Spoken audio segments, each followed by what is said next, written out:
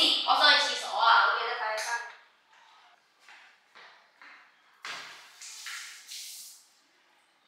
點解呢度會有煙嘅？唔通唔得，要話俾老師聽先。老師，我懷疑咧有同學佢啊喺廁所度偷偷地吸煙啊，唔該你睇下。老師就喺呢度，呢度啱啱有煙飄出嚟。有冇人喺入面嘅？同學，係咪喺入面啊？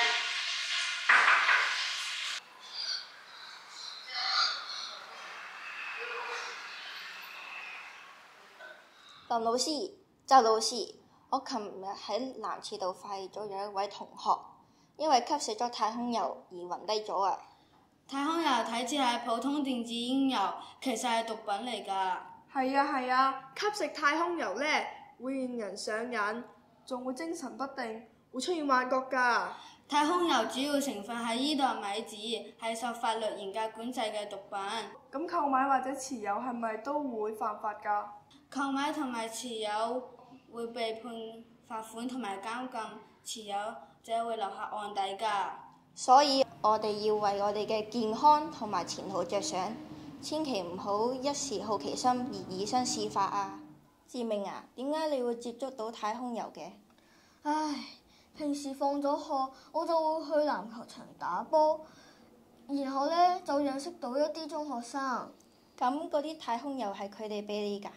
係啊，最近呈分試好大壓力，佢哋話吸完之後呢就會冇晒壓力，好開心，所以我就買咗。之後呢？之後就上咗癮。咁你點做啊？之後呢，我就繼續揾佢哋買太空油。咁點解你要喺廁所度吸太空油啊？唉，一時引起啊嘛，所以我就去廁所匿埋吸太空油咯。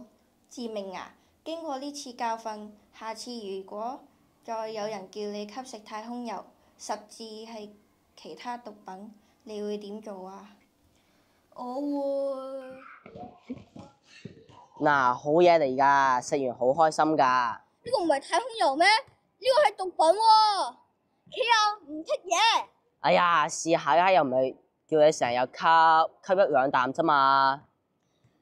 一開始係吸兩啖，但係後面就會吸上癮啦。企啊，唔剔嘢！記住一啖都唔可以吸。企啊，唔剔嘢！向毒品說不。